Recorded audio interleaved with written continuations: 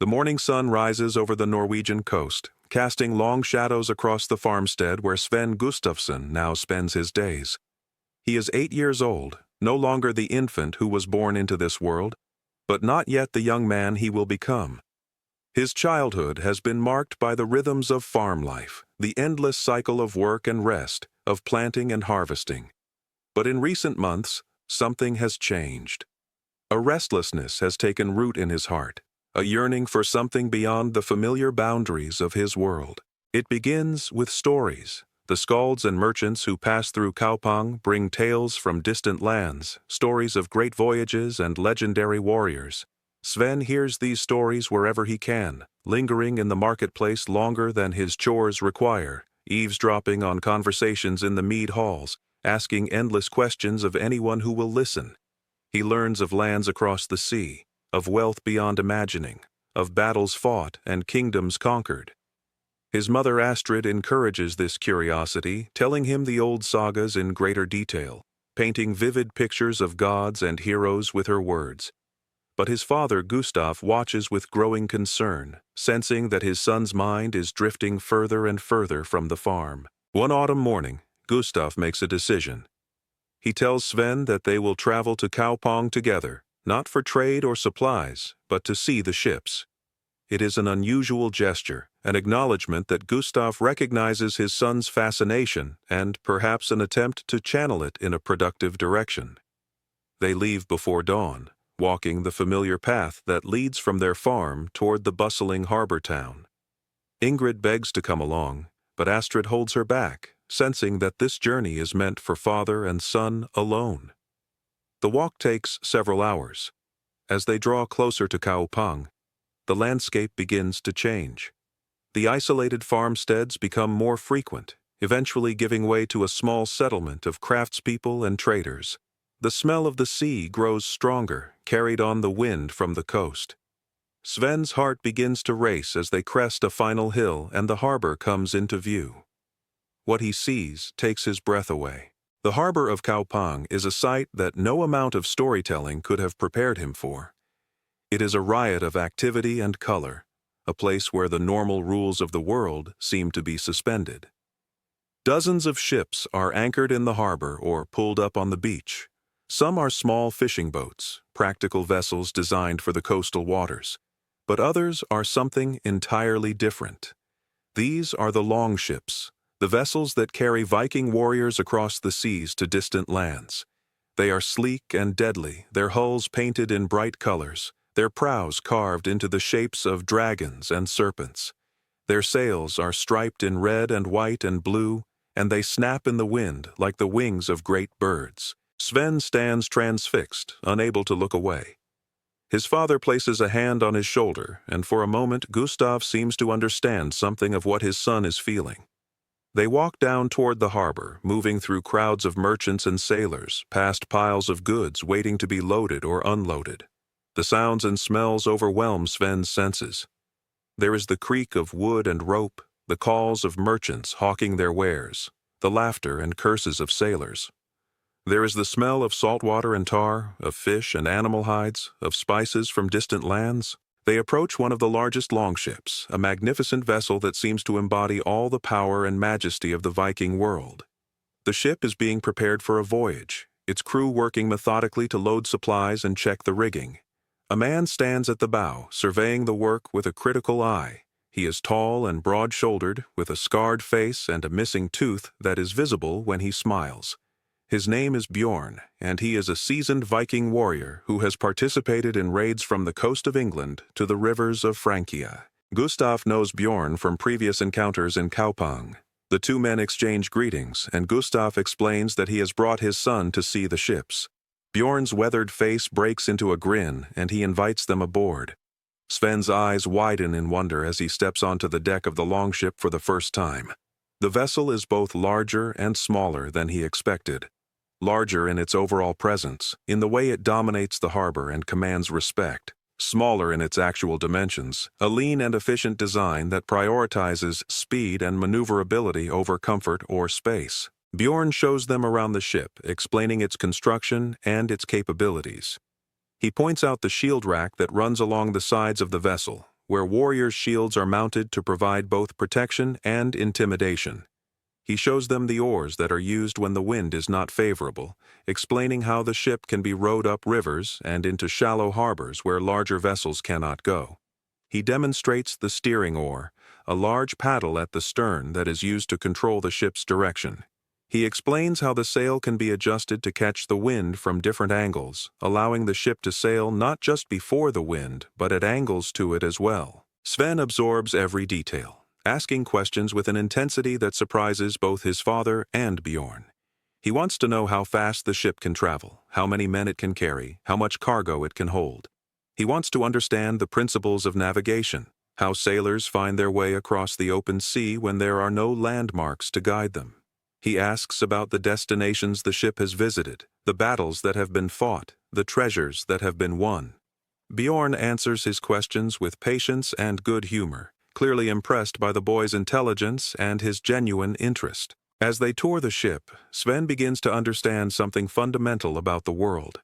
The longship is not just a vessel for transportation. It is a tool of power, an instrument through which men can project their will across vast distances. It is a symbol of freedom and possibility, a means by which a man can escape the limitations of his birth and seek his fortune in distant lands. For a boy who has spent his entire life confined to a small farm, the implications are staggering. They spend the entire day in Kupang. Gustav takes Sven to the marketplace where merchants from across the known world display their wares.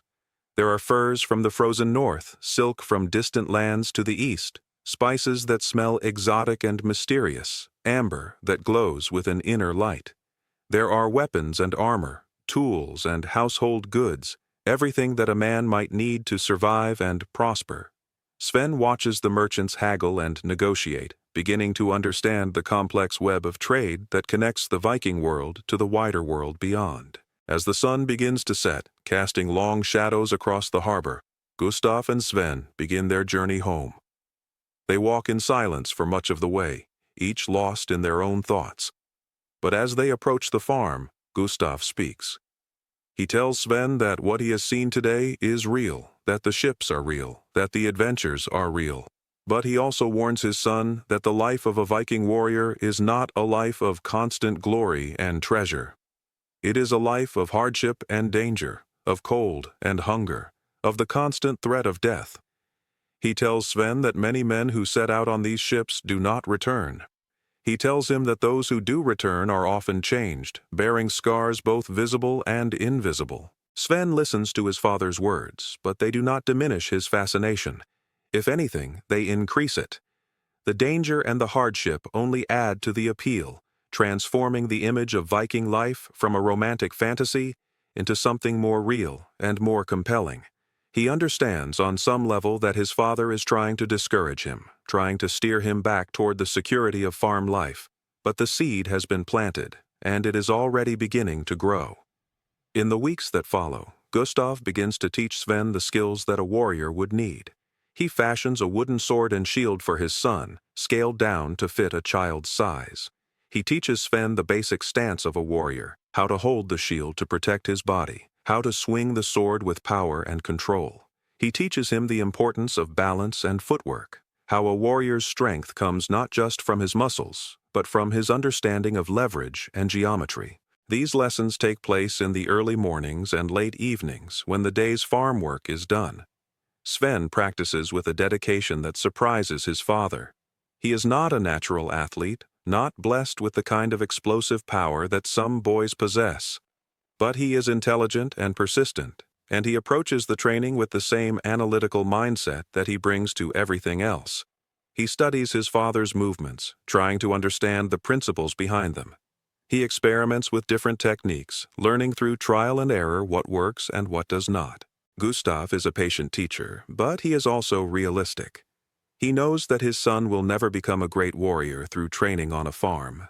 Sven lacks the experience of real combat, the hardening that comes from years of fighting. But he can lay a foundation, can teach the fundamentals, can instill in his son the discipline and the mindset that a warrior needs. He can also hope that this training will satisfy Sven's curiosity. that it will give his son a sense of accomplishment and purpose that will keep him from pursuing a life at sea. But Gustav's hopes are in vain. If anything, the training only reinforces Sven's determination to become a warrior. Each lesson is a reminder of what he is capable of, a hint of the greater skills he could develop with proper training. Each practice session is a step closer to the life he dreams of, a life of adventure and glory on the high seas. Ingrid watches her brother's training with fascination. She begs Gustav to teach her as well, but her father refuses, citing the traditional roles of men and women in Viking society. But Ingrid is not easily discouraged. She follows Sven to his practice sessions and watches intently, absorbing the lessons that her father is teaching her brother. When Sven is not looking, she practices the movements herself, swinging an imaginary sword, perfecting her stance. She is determined that if her brother is going to become a warrior, she will be ready to support him in whatever way she can. Astrid watches these developments with a knowing smile. She understands her husband's concerns, but she also understands her son. She knows that Sven's destiny lies beyond the farm, that no amount of training or warning will be able to keep him from pursuing his dreams. She does not try to discourage him, but neither does she encourage him directly. Instead, she continues to tell him stories of great leaders and legendary warriors, stories that feed his imagination and his ambition. As winter approaches, Sven's fascination with the sea remains undiminished. He spends his free time in Kaupang whenever he can, watching the ships, listening to the sailors, absorbing every detail about the world beyond his farm. He learns the names of the different types of ships, the terminology used by sailors, the routes that are commonly traveled. He begins to understand the geography of the Viking world, the locations of the major settlements, and the kingdoms that are vulnerable to Viking raids. One day, as Sven is watching the harbor, he sees a ship arriving from a distant voyage. The vessel is laden with plunder, its hold filled with treasures taken from a monastery in England. The crew is celebrating their successful raid, their voices loud with laughter and boasting. Sven watches as the plunder is unloaded, seeing with his own eyes the wealth that can be gained through a successful raid. He sees gold and silver, jeweled crosses and ornate vessels, bolts of fine cloth and other treasures. The sight confirms everything he has heard in the stories. The wealth is real. The adventure is real. The opportunity is real. That night, lying in his bed in the farmhouse, Sven makes a silent vow to himself.